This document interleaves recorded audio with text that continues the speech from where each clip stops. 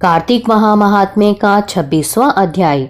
नारद जी बोले, इस प्रकार विष्णु पार्षदों के वचन सुनकर धर्मदत्त ने कहा, प्रायः सभी मनुष्य भक्तों का कष्ट दूर करने वाले श्री विष्णु की यज्ञ, दान, व्रत, तीर्थ सेवन तथा तपस्याओं के द्वारा विधि पूर्वक आराधना करते हैं।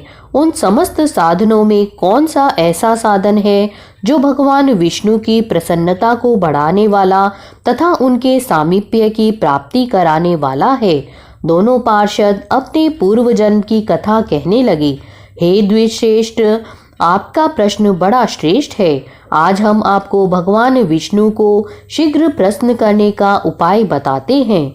हम इतिहास सहित प्राचीन वृतांत सुनाते हैं, सावधानी पूर्वक सुनो। ब्राह्मण, पहले कांचीपुरी में चोल नामक एक चक्रवर्ती राजा हो गए हैं। उन्हीं के नाम पर उनके अधीन रहने वाले सभी देश चोल नाम से विख्यात हुए। राजा चोल जब इस भूमंडल का शासन करते थे, उस समय उनके राज्य में कोई भी मनुष्य दरिद्र, दुखी, पाप में मन लगाने वाला अथवा रोगी नहीं था। एक समय की बात है, राजा चोल अनंत शयन नामक तीर्थ में गए, जहाँ जगदीश्वर भगवान विष्णु ने योग निद्रा का आश्रय लेकर शयन किया था। वहाँ भगवान विष्णु के दिव्य विग्रह की राजा ने विधि पूर्वक पूजा की। दिव्य मणि, मुक्ताफल तथा स्वर्ण के बने हुए सुंदर पुष्पों से पूजन करके साष्टांग प्रणाम किया। प्रणाम करके ज्यों ही बैठे, उसी समय उनकी दृष्टि भगवान के पास आते हुए एक ब्राह्मण पर पड़ी, जो उन्हीं की कांची नगरी के निवासी थे। उनका नाम विष्णु दास था।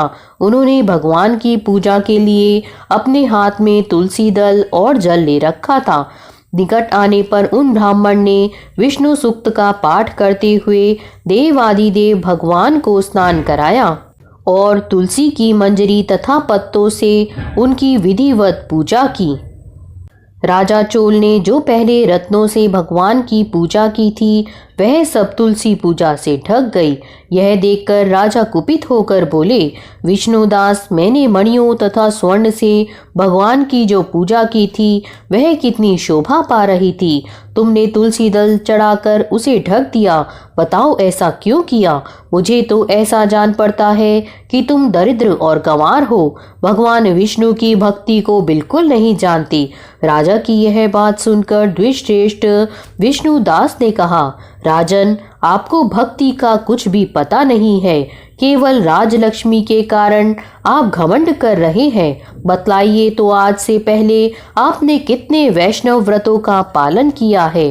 तब नृपश्रेष्ठ चोल ने हंसते हुए कहा, तुम तो दरिद्र और निर्धन हो। तुम्हारी भगवान विष्णु में भक्ति ही कितनी है। तुमने भगवान विष्णु को संतुष्ट करने वाला कोई भी यज्ञ और दान आदि नहीं किया और न पहले कभी कोई देव मंदिर ही बनवाया है। इतने पर भी तुम्हें अपनी भक्ति का इतना गर्व है। अच्छा, तो ये सभी ब्राह्मण मेरी बात सुन लें। भगवान विष्णु के दर्शन पहले मैं करता हूँ या यह ब्राह्मण? इस बात को आप सब लोग देखें, फिर हम दोनों में से किसकी भक्ति कैसी है, यह सब लोग स्वतः ही जान लेंगे। ऐसा कहकर राजा अपने राजभवन को चले गए। वहां उन्होंने महर्षि मुद्गल को आचार्य बनाकर वैष्णव यज्ञ प्रारंभ किया। उधर सदैव भगवान विष्णु को प्रसन्न करने वाले शास्त्रोक्त नियमों से तत्पर विष्णुदास भी व्रत का पालन करते हुए वहीं भगवान विष्णु के मंदिर में टिक गए। उन्होंने माघ और कार्तिक के उत्तम व्रत का अनुष्ठान, तुलसी वन की रक्षा, एकादशी को द्वादशाक्षर मंत्र का जाप, नृत्य, गीत आदि मंगलमय आयोजनों के साथ प्रतिदिन षोडशोपचार से भगवान विष्णु की पूजा आदि नियमों का आचरण किया। वे प्रतिदिन चलते फिरते और सोते हर समय भगवान विष्णु का स्मरण किया करते थे। उनकी दृष्टि सर्वत्र सम हो गई थी। वे सब प्राणियों के भीतर एकमात्र भगवान विष्णु को ही स्थित देखते थे। इस प्रकार राजा चोल और विष्णुदास दोनों ही भगवान लक्ष्मीपति की आराधना में संलग्न थे। दोनों ही अपने अपने व्रत में स्थित रहते थे और दोनों की ही संपूर्ण इंद्रियां तथा समस्त कर्म भगवान विष्णु को समर्पित हो चुके थे। इस अवस्था अवस्था में उन दोनों ने दीर्घकाल व्यतीत किया। यहाँ पर कार्तिक महात्म्य का 26वां अध्याय पूर्ण होता है।